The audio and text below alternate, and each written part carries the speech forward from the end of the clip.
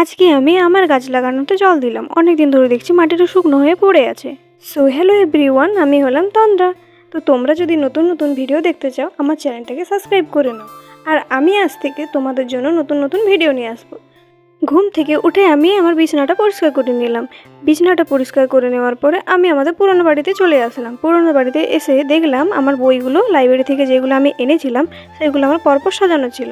তো তোমরা যদি এই 3টি বইয়ের মধ্যে কোনো বইটি পছন্দ বা পড়ে থাকো তাহলে কমেন্ট বক্সে জানিও। আর পরের দিন তোমরা কোন ভিডিও দেখতে চাও সেটা কমেন্ট বক্সে জানাবে। আগের দিন আমরা এই আলুগুলো কেটে করে রোদে শুকনো করতে দিয়েছিলাম, কিন্তু কী কারণে যে এগুলো নষ্ট হয়ে গেল সেটা বুঝতে পারলাম না। কারণ কি এই ঘূর্ণিটার দোষে নাকি নুন দেওয়ার জন্য বুঝতেই পারলাম না। আমরা কলেজের এক্সাম দিতে গিয়েছিলাম বাঁকুড়া থেকে আমরা আসার সময় অনেকগুলো গোলাপ ফুলের গাছ নিয়ে এসেছিলাম, কিন্তু এই গাছগুলো অনেক দিন ধরে ফুলই ফুটছিল না। কী কারণে সেটা জানি না। দিন যাওয়ার পরে এই গাছগুলোতে ফুল ফুটেছিল। এই গাছের ফুলটি অনেক দিন আগে ফুটেছিল বলে একটু মরে গিয়েছিল। আগে আমি বাজার থেকে কুলেখাড়া শাক এনেছিলাম, তার মধ্যে কিছু ডালে শিকড় ছিল, সেইগুলো আমি পুঁতে দিয়েছিলাম, কিন্তু পুঁতে দেওয়ার পরে দেখছি মাটিটা শুকনো হয়ে গেছে, তাই মাটিটা একটু জল দিয়ে নিলাম। আর ভিডিওটা এই পর্যন্ত। যদি ভালো লাগে থাকে একটা লাইক করে দিও।